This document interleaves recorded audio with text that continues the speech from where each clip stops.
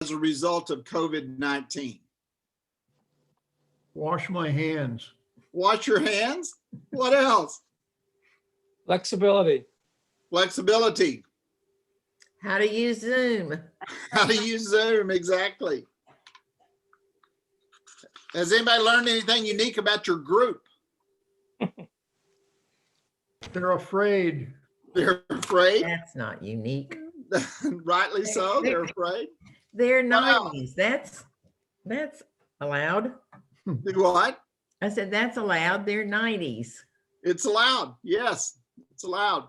What else? Anybody else? What have you learned? Jerry, I've learned that if I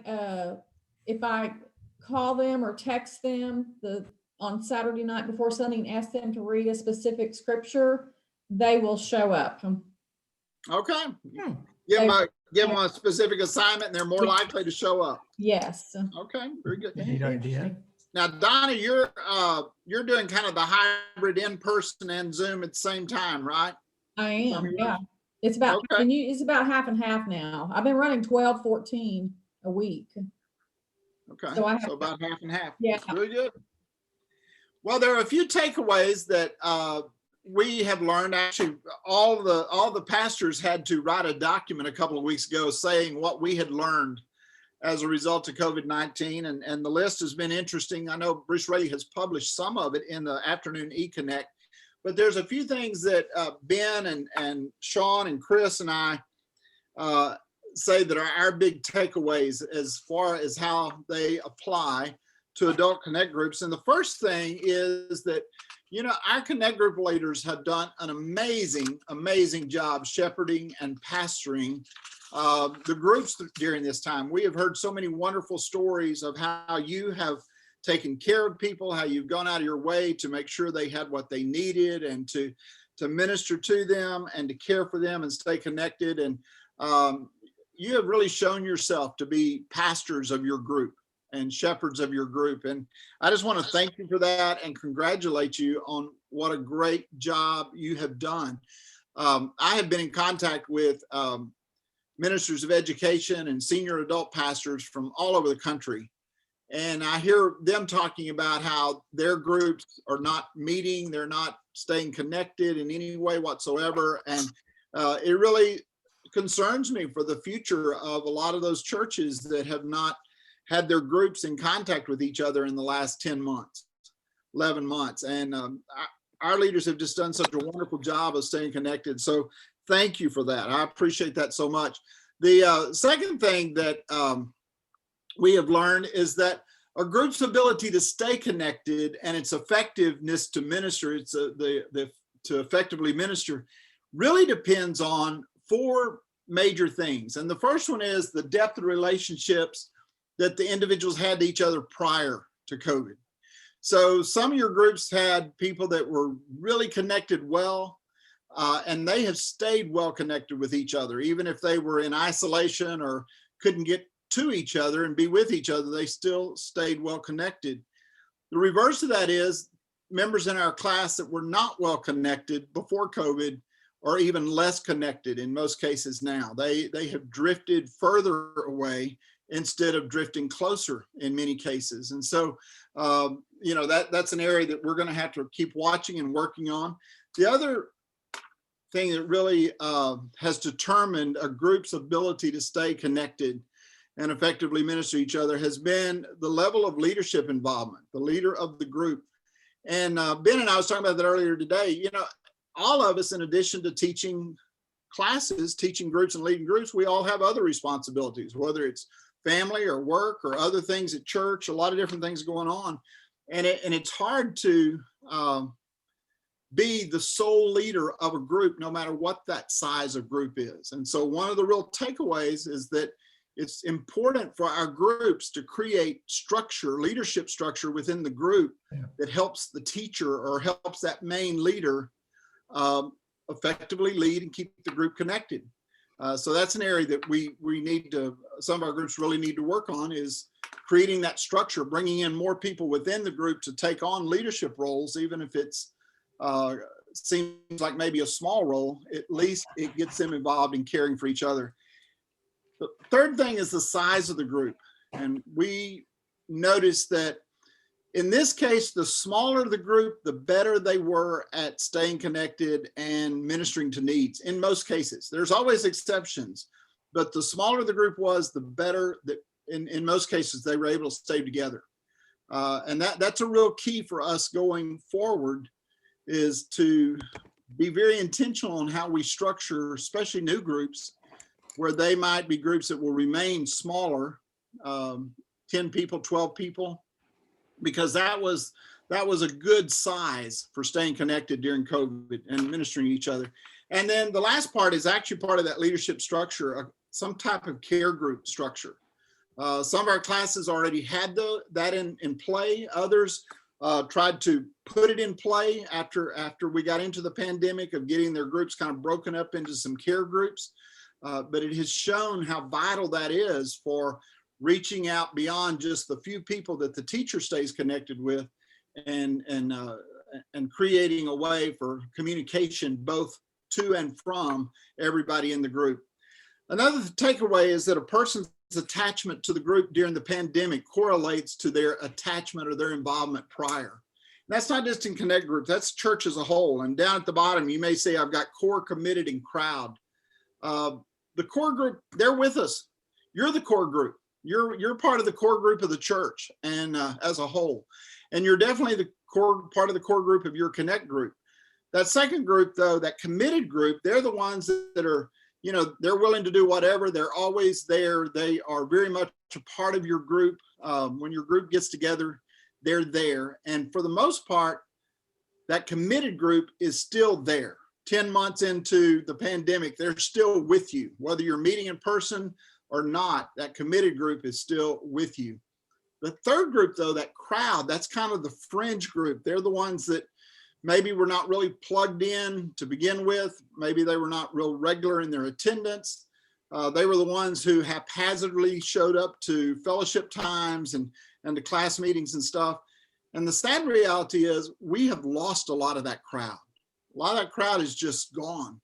And it's still to be seen whether or not will we be able to retain that part of the crowd. I'm going to show you a statistic in a moment, but I'll go ahead and use it now because it applies to this. It's appearing that about 20% of not just our church, but churches all across the country may never come back. 20% of the people that were at church in February and March of 2020, they may just be gone for good. And for a lot of reasons, but most of that 20% comes out of that crowd group.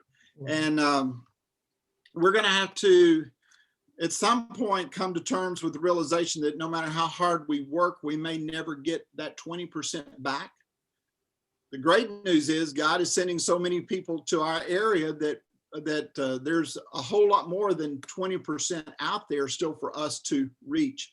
But we really need to make that 20% a matter of prayer and be very conscious. Look at your roles and look down through the names and say, who have I been in contact with? Who have I not been in contact with? Who am I seeing responding to emails? Who's not responding to emails? In my class, we have probably about 30% of my class that rarely responds to emails. They're not trying to connect with us in person. They're not trying to connect with us on Zoom. Every now and then they'll respond to like one of the prayer emails or something, but it is so seldom that they do that. And in one-on-one conversations with them, they don't say we have left or we're not coming back, but you can almost hear it in their answers of, yeah, we're not sure we are as much a part of it as we were before. So just be looking at your class roles and try to determine who is it that has ended up maybe moving out to that crowd and beyond that you've lost touch with, and make that a matter of prayer and some intentionality of trying to make some contacts with them or get others to make contacts with them. The last takeaway that we have is that there are no experts. There's no one out there alive today that's been through a pandemic of this magnitude that can tell us how to do church in the midst of a pandemic, how to do church in the midst of everybody being quarantined or isolated at home. And so we have been learning as we go, and we're going to continue to learn as we go. The cool thing of it is, though, we know why we do connect groups. We've talked about it all along. We have talked about it at every meeting, just about, to reach, teach, minister. I say RTM, and you instantly know what that stands for: to reach, teach, minister. So we know why we do what we do.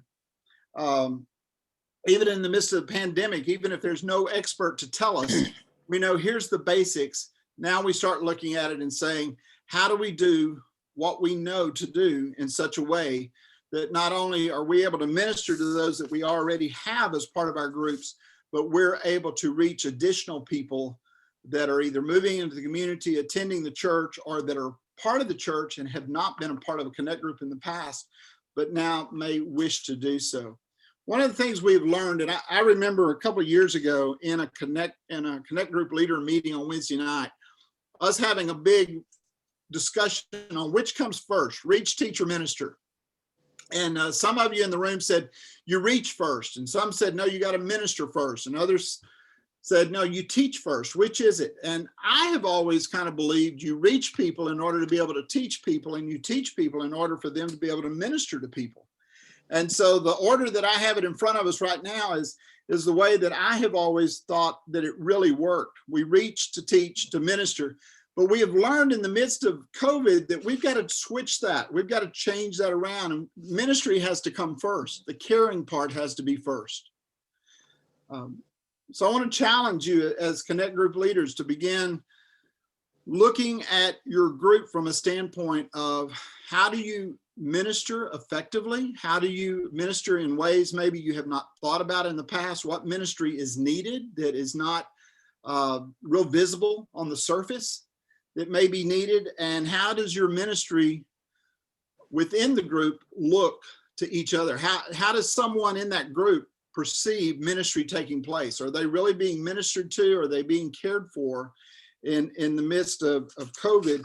Or are they just being, taught and basically assume that they are a part of the group and being cared for? So one of the things as we go forward, we're going to be talking about, as we go forward, after tonight, we're going to emphasize more the ministry part that has to come first and be very much a part of what we do in order for us to be ready to reach people. People are out there. We're getting people every single week contacting us in the office saying, hey, I've been attending 4 years. I've been attending for 6 or 7 years, and I've never been part of a connect group. I'm ready. I'd like to be a part of one. Part of the reason for that is that they're craving ministry. They're craving relationships. They're craving having that connection with other people. And they have realized over the last 10 months that while attending a worship service, whether it's in person or online, is a good thing, it does not provide that connection that they crave. And so they're reaching out looking for connect groups that will care for them, love them, minister to them in the midst of this time. So that's one of the areas that we're really going to need to do a lot of focusing on as we move forward. So I want you to think about where in the past couple of years we have really emphasized reaching. We got to continue doing that. We can't let up on that. We've got more potential to reach now than maybe we have in a very, very long time. So we can't let up on that. But how do we reach? By caring first. How do we reach people? By showing them first that they are cared for. And that's going to be a big issue going forward. We talk all the time about wins. What is it that we can do to win? And we have talked about from a standpoint of the connect group, what are some things that we can do that we can say, yes, that is a good win for our group. That is something positive for our group. And so I have 3 wins out there that I'll put out in front of you. And the first one is to establish a care structure if you have not already done so. Even if you're a group of 4, 5, 6 people, go ahead and start looking at, in addition to you as the teacher, who else can you enlist as a part of your team, as a part of your care team. Some of your groups that are bigger, you may already have a care structure in place where you have divided up every 3 to 5 group members into a smaller group with somebody that's responsible for reaching out to them and keeping them connected. Some of you, your care groups are as big as some of the other connect groups. And so we may need to look at how do we create smaller care groups so that can be done really well. We have some training coming up in the next couple of weeks that is specifically for care structure. So if that's something that you want to know more about, or you want help with how to create a care structure within your group, Ben will be sending out some information either Thursday of this week or Thursday of next week with some additional training times that's just going to be specific to care structure and how to make that a part of what you do. The second big win that you could have right now as a group is to create some safe opportunities for your connect group to connect. If you are meeting in person, then obviously that's one way to connect. Some of our groups have not been able yet to come together in person. So how can members of that connect group really connect, whether it's online or whether it's, Mike Brown today had 6 of the men in his class bring their lawn chair, bring their bag lunch, and they sit out in his front yard. As cold as it was today, they sit out in the front yard and they fellowship for an hour. They connected for an hour. That seems a little bizarre to be doing in the end of January, but we do what we have to do in order to connect them. A lot of our folks are so craving that being in someone else's presence. I had a lady call me this afternoon and I could tell there was just tears in her eyes, even though I couldn't see her. You could hear the emotion. And she said, "Isn't there anything at the church I can come up there and do? I need out of the house. I need to be around people. I know I can't come up there and be close to people. I've got to be socially distanced, but at least I could come and be in the same room with somebody else. I need that. What can I do?" A lot of our Connect group members are saying that same thing, even if they're not saying it audibly, they're thinking it, that I need to be around some other people. And so a part of that win is, how can I create some safe opportunities for my people to connect, especially if your group is not one of the ones that's meeting in person on Sundays. Think about how to do that. Also, a part of that is begin thinking now about fellowship times when some of the protocol restrictions are lessened, when they're lifted and we are able to get back together.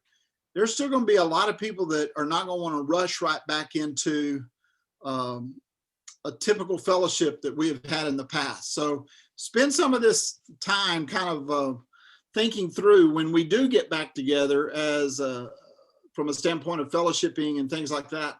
How can we do it where people are going to still feel safe?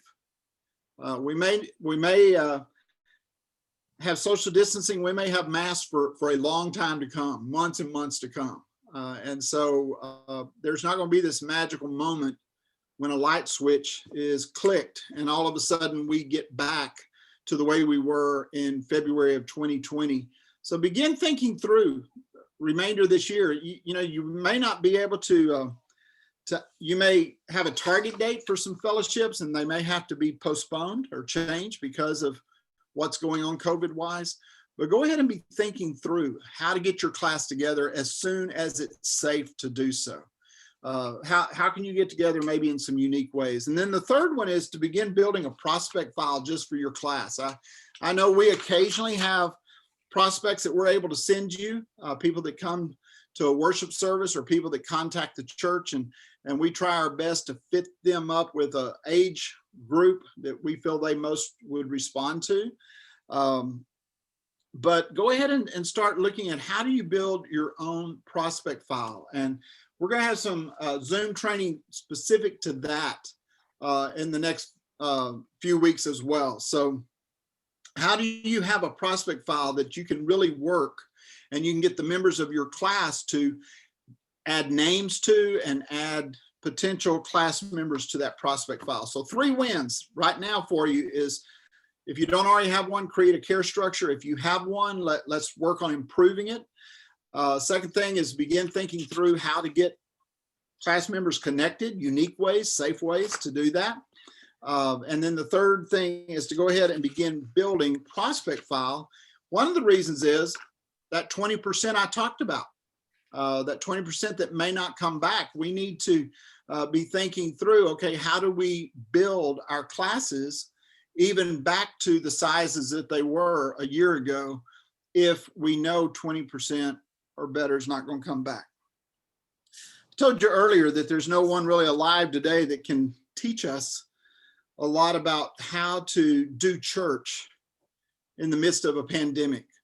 But it's not the first time the church has experienced that. If you go back to the Spanish flu in 1918 and 1919, the churches all across the world were experiencing the same thing we are now. They didn't have the luxury of Zoom. They had to stay away from church and stay away from each other and had no electronic social media way of connecting. So they really were hurting even more than we are in some ways. But while we don't have the individuals to tell us how to do it, they did leave us some information on how they were able to pull the church back into being the church, a vibrant, active church, as the pandemic began to, the urgency of it began to decrease and people became a little more active. And we have talked in leadership meetings in the past about this thing called Flake's formula, Arthur Flake. And we've talked about it and we talked about how does that apply to us. And you know, when we go back and look at the history of the church and the Spanish flu epidemic or pandemic, one of the things we find that what emerged out of that pandemic was one of the greatest times of evangelistic outreach and growth in the Southern Baptist Convention.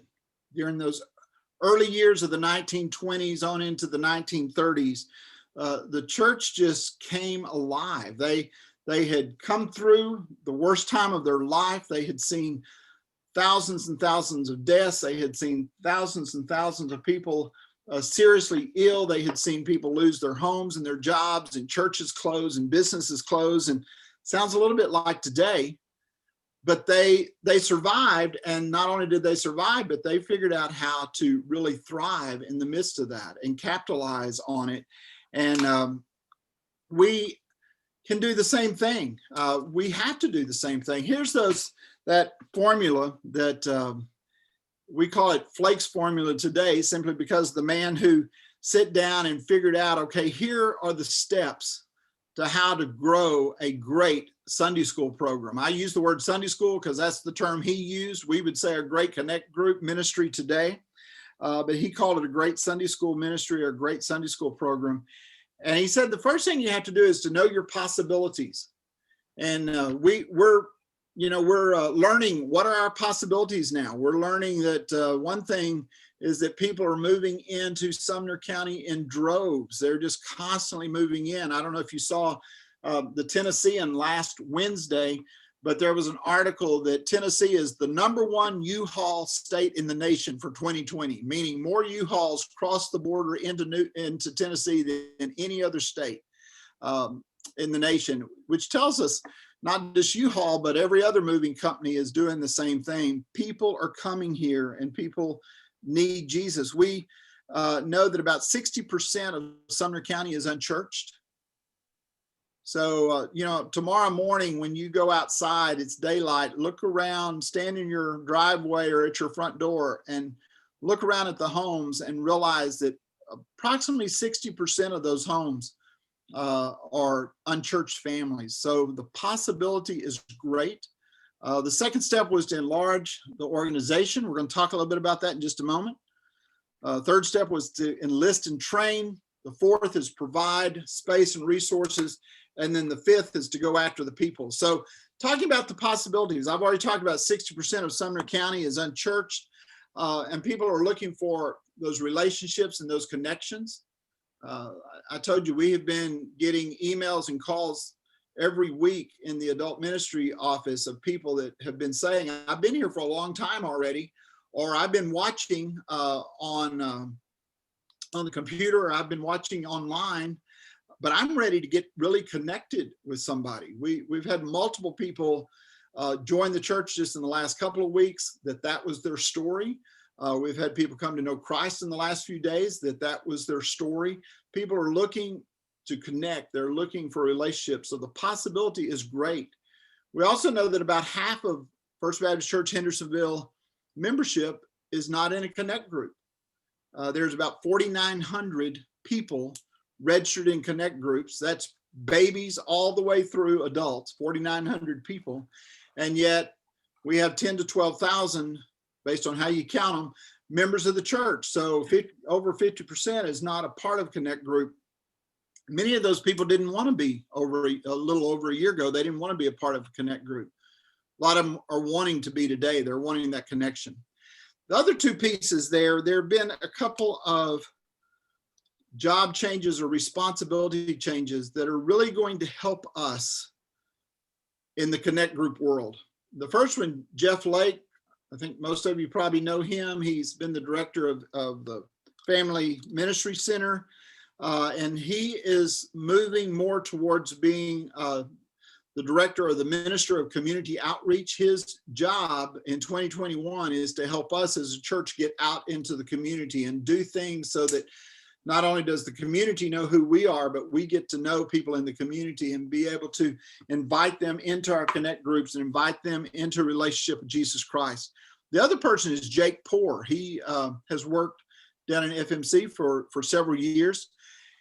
He has a responsibility of creating recreational outreach opportunities, not only for the congregation, but for the community as a whole, with the idea of using those recreational activities to funnel people into connect groups. So that's one of the reasons that we need to be really prepared and ready to care for people as we reach them, because we've got two new aspects of the church leadership structure that have specific responsibilities for helping us as a church reach out into the community in brand new ways. We as an Adult Connect Group need to be ready, and we've got to be ready to help move those folks into Connect Group and into those connections. Enlarging the organization, that's not just starting new groups. So often when we talk about enlarging the organization, we think, okay, he's talking new groups again. And that is part of it, but it's bigger than that. It's more than just starting new groups. It's the idea of taking the groups that we have and making sure that they are more effective, as well as starting new groups.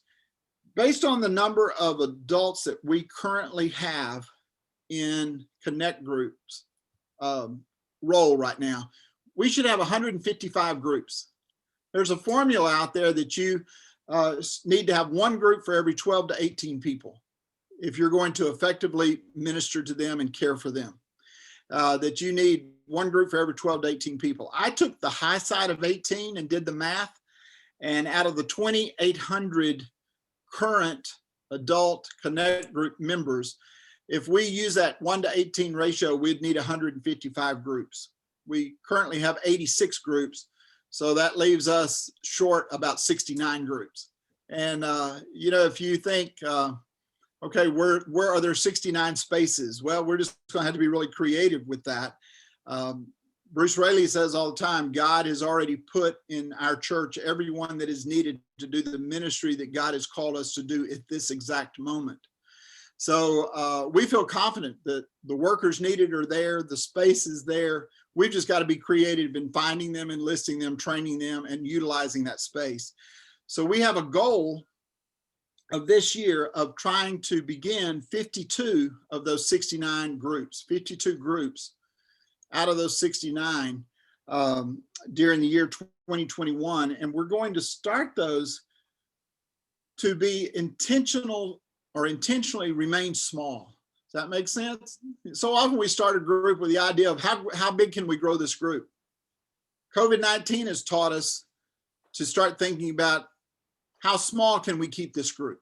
Can we start a new group that would have 8 to 12 people average, 8 to 12 people, and pretty much keep it at that size, meaning that when a group gets to be 8 to 12 people, we start looking at creating a second group for that same age group at that same hour, so that we can continue growing the age group but not growing those specific groups, keeping them smaller so that they will be more flexible. Somebody a while ago said they learned that during COVID, you got to be flexible.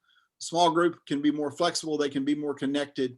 So I want to ask you to be praying about how can we start these 52 groups? Who is it that's going to be called out to be leaders of those 52 groups? Another part of enlarging the organization is workers. For that 2,800 people that we currently have, we need about 560 workers in order to go the ratio of 1 worker for every 5 people. We've got about 365 workers when you count class secretaries and connect group leaders and teachers and everything, that the people that we know of, there's about 365. So that leaves us a deficit of about 195 workers to add to enlarge that organization.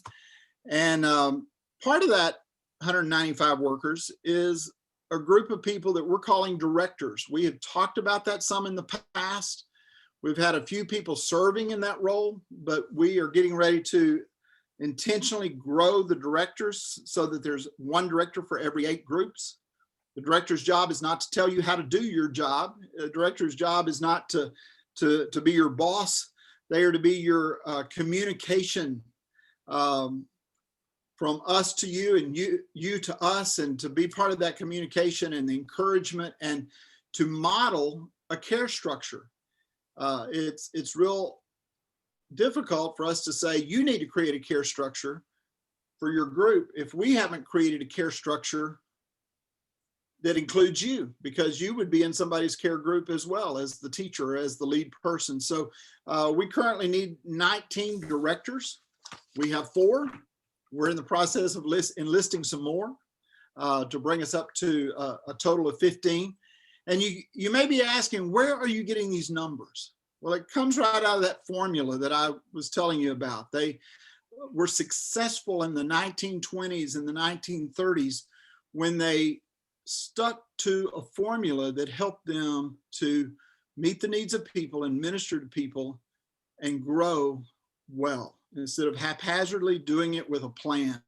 And so they, through the last 100 years, in all types of churches and all sizes of churches, these numbers have proven to be good, to be valid numbers when used. These ratios of 1 group for every 12 to 18 people, and 1 worker for every 5 group members, and 1 director for every 8 groups. This last one is the one that's puzzling because that particular ratio says in our prospect files, there should be 1 prospect for every person currently enrolled. So that means we would need about 2,800 prospects. We don't have anywhere near that many, but we know we live in a county that has way more than that. So part of our job is, how do we identify who is truly a prospect, and how do we begin getting them assigned to groups so that they can be cared for and reached as well. And we'll be working on that and talking more about that in the weeks ahead. Enlist and train workers. We're training workers right now. That's part of what we're doing right now, is training. We're going to continue doing that, which, by the way, this is a 25-point meeting. So it's our first meeting for the year, and it's a 25-point meeting. Yes, we're going to keep points because some of you love the competition of points and figuring out what kind of prize you're going to get at the end. But we are increasing the training opportunities for this year. You've already told me there's going to be, you've already heard me say there's going to be specific training for how to create care structure. There's going to be specific training for how to create a prospect list. Some of you will say, that doesn't apply to me. Others of you will say, I need certain people in my group to be a part of that training and everything. And that's why we're doing those separately and advertising and promoting those individually, so that you can get the people that's in your group that needs to hear that information, be a part of that, so that, you as the main leader might not need to be a part of every training session if you have other people in your group picking up that responsibility. And then providing space and resources. We are blessed in that financially, we're in a church that can provide resources financially. We're also blessed with space. 9:30 is a little tough, but there's still space at 9:30. And the really interesting thing is when we started thinking of groups of 8 to 12 people, we started finding space all over the building that we had never considered before. Because we were always thinking, okay, we've got to have space that will hold a lot more people that a group can grow in. But when we start thinking of a group of 8 to 12, there's a lot of space still there. So we are very blessed with having that space. And then go after the people. How are we going to do that? First thing I want to ask you to consider is maybe getting with some of the key members of your group, some of your lead group members, and discussing this question: how or who is our group uniquely designed to reach? Who is our group uniquely designed to reach? And the answer is never everybody. There's none of us that's uniquely designed to reach everybody. So who is it? You know, is it an age category? Is it, you know, we got a new, we have several new groups that have begun in the midst of COVID, 2 of those being groups specifically for widows, different age ranges of widows. And so they are uniquely designed to reach widows of a certain age. So who is your group uniquely designed to reach? Begin discussing that, and then begin challenging your group members to start thinking about their friends, their coworkers, people that live around them that are not in church, and begin creating that prospect file. Bring those friends and group members. Bruce Raley, my boss, is watching us. So y'all tell him, give him thumbs up that I'm doing a great job there. Donna, you're on mute and he's talking. Okay. Just want everybody to know, I just got home from work, so, you know. I saw your truck still there a while ago, so I vouch for you. That's why I couldn't get on here. But anyway, next meeting, I'll be there. All right, thanks. So, you know, begin building that prospect file with friends of group members. Look around at worship. If you are attending in person on Sunday mornings, look around at the people that are sitting near you or that are in the aisles around you that may not be attending a Connect group. That's a great place to find people. And then, like I said, our guests, and I promise you, as we get information on guests, we do our best to determine which age groups they would be most likely to connect with, and then we send those on to you just as fast as we can. And boy, I appreciate the way you reach out to them. Some of you, we will send you that information within 30 minutes. You'll send us an email back saying, just talk to them. That is awesome when you jump on it really quickly. So thank you for doing that. I told you that we are looking at starting 52 new groups. Intentionally starting smaller groups, looking for kind of unique niche groups that we might be able to start. And here's the dates when we're going to try to do it. We're not going to try to start 52 groups all at one time. We're looking at how can we start some about every few months. April the 11th, our target is to start 22 new groups April the 11th, which is the Sunday after Easter. You need to know all of our target dates are very fluid. If the COVID situation gets worse, then our dates all get pushed further into the year. If things happen where we are not able to come back in larger numbers that we currently are, then our numbers get pushed back. Our target dates get pushed back. But it's one of those things, if you don't have a target, you'll never hit it. So we went ahead and set some target dates to work towards, so that as we are enlisting leaders to start these groups, we kind of have some targets. And that first one is April the 11th. Please make that a matter of prayer. We're not trying to start 22 new groups so we can say, look what we have done. We want to start 22 new groups so that these people can truly connect, as our mission statement says, to God and to others and to service. And we know that there are a lot of people out there that are prospects for our current groups, your groups, but there's also a lot of people out there that will never come to any of our existing groups that will come to new groups. And so we need both. It's not a either or. It's a both and. And the current groups have got to be working towards reaching people just like new groups have to. So be praying about how God can truly be glorified through just reaching us, putting together and organizing some new groups and reaching those people through that. So I told you about 3 wins for today. Here's some, some ways that your groups can win. Here's some additional ways that your group can win in the future. And one of those is to begin leading your group to pray for the unchurched right now. Make that just a part of when your group gets together, whether it's in person or online or through email. Fred and Cheryl are with us, and they have done a great job. They have been limited in meeting in person, and they have been very limited in being able to meet online, but they have done a great job of staying connected through email. So however your group is meeting, whether it's through email or in person or online, begin encouraging your group to start praying for the unchurched, for the lost. As part of our 2021 One Heart reading plan, you know that the month of January has been about sharing our faith. And if you've been studying in the Explore the Bible material of Luke, man, the last 2 lessons have been amazing lessons on evangelism and reaching. And the lesson for this Sunday is as well. And so lead your group to begin praying for the unchurched. That's a great win for the future. Another win for the future is to start looking within your group at who could be a good apprentice teacher.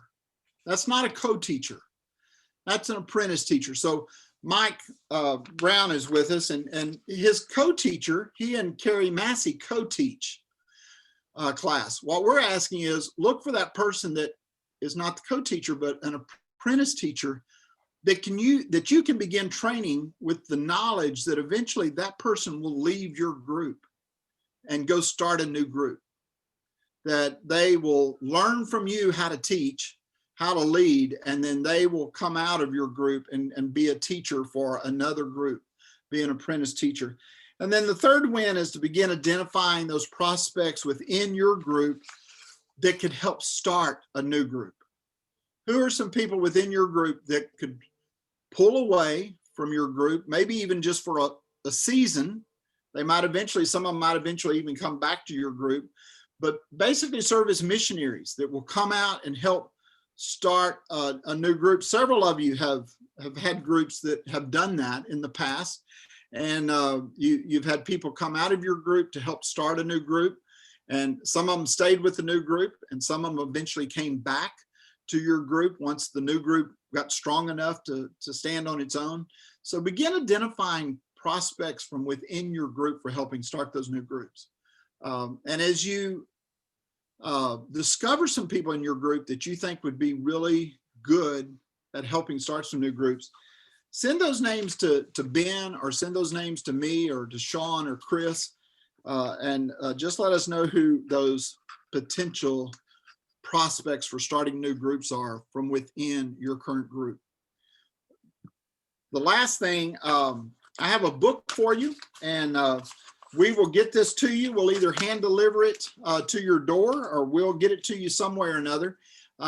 It's a brand new book. It was just published in December, and it's Building a Disciple-Making Ministry. Our own Bruce Raley, that you just heard from a moment ago, wrote one of the chapters. Another chapter was written by one of our church members, David Francis. And it's a great book that was written on the legacy and the principles of Arthur Flake's principles that I showed you a little bit earlier. And so every year, just about every year, I think since I've been here, I have had a book that I have asked you to read. And so this is the one for 2021.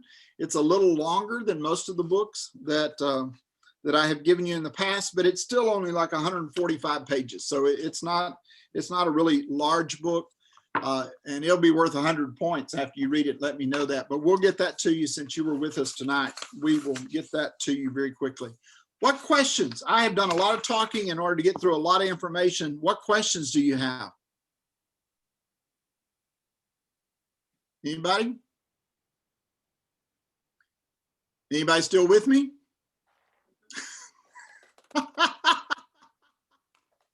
All right, Brandon, thumbs up. He's with me. He's still with me. So good. I'm glad you're with me. And it was a lot. We have not met since last February. If you remember, we met literally the Wednesday night before everything kind of went wild. And so a lot of stuff here to cover.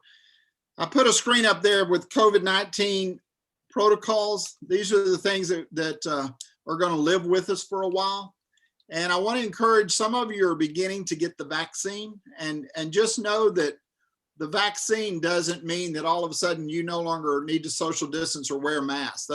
There's been an article in the Wall Street Journal this week that said that people that have received the vaccine can still be carriers to other people. They may not get it themselves, but they can carry it to other people. So just keep encouraging your groups to be safe when they're together in those groups. And, it's wearing a mask and all that stuff's not about us. It's about caring for and loving the person that we're in contact with as well.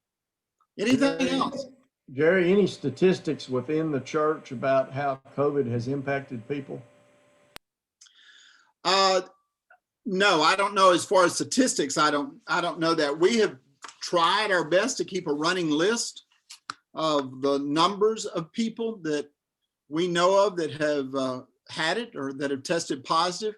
And for the first few months, that list seemed pretty long with 20 names or so on it. Now that list gets 20 names every couple of weeks. So it has grown considerably in the last couple of months. But I don't have it as far as statistics on that. I know we are still extremely blessed that we have been able to keep moving forward as much as we have with 3 worship services each of the hours in the morning and our connect groups meeting and stuff like that. I think it's just, God's blessing that we haven't had any big breakouts or anything like that. We've had a lot of people sick, but it hasn't caused a breakout within a group or anything like that. So we're blessed by that. Yeah, Jerry, one of the comments I hear in my group is that if we required masks, they would come to situations more. I required a mask in my Sunday school class and only had one person to object to it, but we've got people that are not coming to the services because we're not requiring masks. Even in the balcony where we require a mask, people are not wearing a mask. That's at my age group, that's a problem. Okay. Just, encourage them that we do have the safe service in the chapel. Everybody's required to wear a mask there. I know it's not like being in the big church, but it's still better than being home alone. It's something really unique about being in the room, even if you're 20 feet apart from the next closest person. And in the chapel, we're much further than 6 feet apart. We spread out all over the room, and we're typically having 9 to 12 people per hour in the safe service. So we do require masks there. We require temperature check. And it's not just a senior adult service. We have preschoolers. We have elementary age kids almost every single week. We have preteens almost every single week. And we have young adults. So it's all ages that are in there. So we'd love to have more people come to the safe service. Anybody else? Just in response, kind of connected with what Fred mentioned. When I said flexible at the beginning, it wasn't just simply Zoom or meeting in person or a combination of the two. It also had to do with people's philosophies and what they put as a priority in their lives. I'm just being honest, not trying to be any way negative, but I was surprised by what some people put in as a priority, and it just causes some of that group that are not coming back are because what Fred talked about. But then I've also got a few that just